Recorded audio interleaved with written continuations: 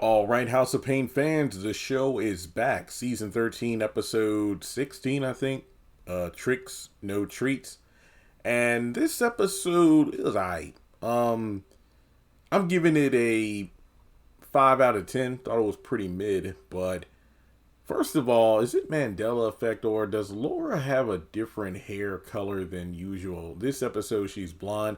I'm used to her like red, brownish hair color.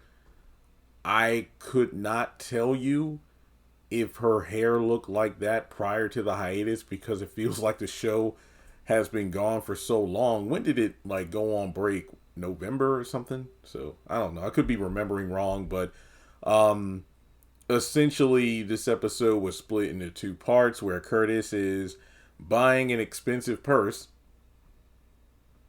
right, for Ella so she wouldn't be showed up by Glow, and Calvin pretty much, well, Curtis pretty much planted the seeds in Calvin to feel suspicious about Laura's quote unquote shady movements in the episode.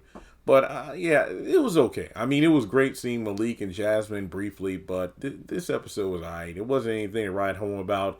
Definitely not worth rewatching, but let's talk about the Ella stuff first. So Glow comes over to flaunt her new expensive designer purse or bag, and she pretty much throws shade at Curtis for being cheap, tacky, and not giving his wife the finer things in life. And to avoid Ella getting showed up by Glow of all people, Curtis decides he's going to buy her a bag. This leads to Malik, coming into the kitchen as he's on the computer looking up the purses, but Curtis is just blown away when he sees how much these bags are. And Malik tells like, oh, look, that thing costs more than your mortgage. I mean, come on now. Why would you spend that much on a bag for Aunt Ella? And it's like, when I ask you for money, you say no, but you want to buy that much, spend that much on a bag? Come on now. But Curtis being Curtis says, don't you worry about it. I know how to find things. Bargain. I don't pay full price for anything. So he does order a purse from some backhand website. And when it arrives, Malik and Jasmine show up. And they're excited because, oh, Aunt Ella's going to love it because, it looks like the real thing. And they were so excited that, Aunt Ella was going to be excited. However, she sees the bag, puts it on, well, Curtis puts it on her arm, and she's all excited and says, I want to call Glow over here so I can show off to her. So Glow does come over. And as usual, she has her bag on her arm. And then Ella shows off her bag. And Glow's like, what? So Curtis is ready to flaunt in front of her, like, yeah, I told you I could buy my wife the finer things in life. Yeah, you think I ain't gonna, you think I'm too much of a, stingy old man to do that? No, I'm treat my baby, yep. And then she's like, wait, what kind of bag is that? It's an exclusive, they only make so many of these. Well, actually, I have combed the website many times and, well, I've never seen that color. That's because they only made a handful of them, and I got one for my baby. And the thing about this particular scene is I love that the more the banter went on, the more you can notice that Ella was scratching her arm until Glow is like, wait, is something wrong? No, I'm fine. Ella, you got a rash on your arm. Wait, what? So then she takes the bag off. And then not 5 seconds later, the purse string breaks off. And then Ella's like, wait, a bag so expensive shouldn't be tearing apart like this. So, baby, I want to go to the store and fix this right away. So then, by the end of the episode, Ella finds out that he lied about it.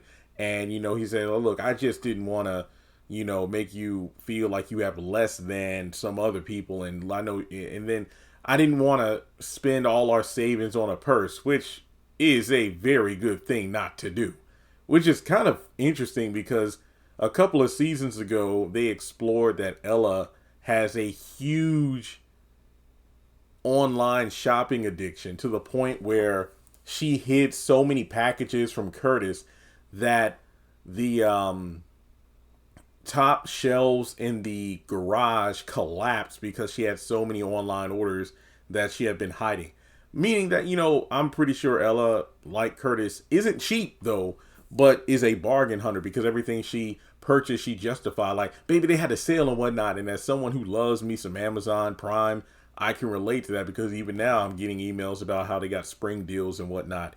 And yeah, but I'm glad that Ella didn't get mad at Curtis for not coming off the money to buy a bag, because that would be a frivolous and stupid purchase, if I want to be completely honest. Like, we don't know how much the bag cost, but something tells me it was, based on the reactions of all the zeros and whatnot, we're probably talking 4, maybe 5 figures for a freaking purse. And I think that's would be very rich, pun intended, if Ella got mad. But thankfully she's more of a low-key modest woman who, she might, long for things like that, but she's not going to press her husband for making a purchase like that. And even better, she's not going to go behind Curtis's back and then spend that money. Because look, I like that Ella has a good heart and whatnot, but sometimes she just does these huge Sherry like gestures, which takes a lot of the money that Curtis and Ella have together for their retirement fund. So then for her to make a selfish purchase like this, which again, thankfully she didn't do, would make her look bad. I remember that one time, I think the church, or was it the community center or help center, it was something that they needed a lot of money for. And Curtis was more concerned with like planning, I think, like a vacation for him and Ella, because, he's retired and whatnot. And they, let's be real, they deserve a vacation. But instead, she opted to take a chunk of their retirement fund and put that up to help out the church and whatnot. Or was it the help center? Which honestly does suck in hindsight when you can look at the current predicament Ella found herself in with the church by trying to help out one of the deacon's wives. And now the church has pretty much, turned their back on her. But yeah, it's just like, I love that she appreciated the thought. And yeah, Curtis is cheap, but this is one of those times where I'm like, I can definitely see why he would opt to go the route he did, as opposed to spending that much money on a purse. But at least get your wife a, reliable purse that won't cause her to itch. So there's that. And then the other storyline was essentially Calvin coming over to see his dad. And he said something interesting about how, oh yeah, things between me and Laura are fine and we're working to rebuild trust. And I'm thinking, what?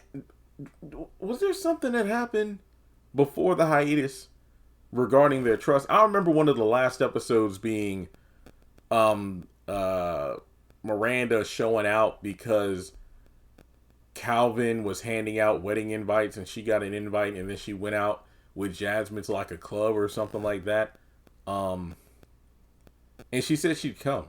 But I can't remember in recent episodes anything that quote unquote destroyed the trust between Calvin and Laura. Like I said, you can let me know if I'm missing something, but I don't recall anything.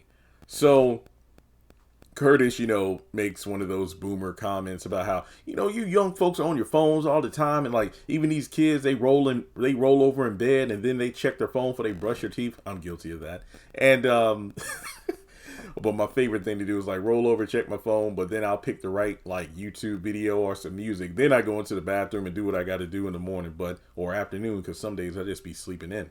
But, out of nowhere, Calvin, like a light goes off in his head about, well, Laura has been spending a lot of time on her phone more than often. I mean, yeah, we have each other's passcodes. There's nothing to hide. And, Curtis unintentionally plants ahead in Calvin's mind about, well, I mean, hey, if everything's good, it's good. But then again, if it's not, then it's not.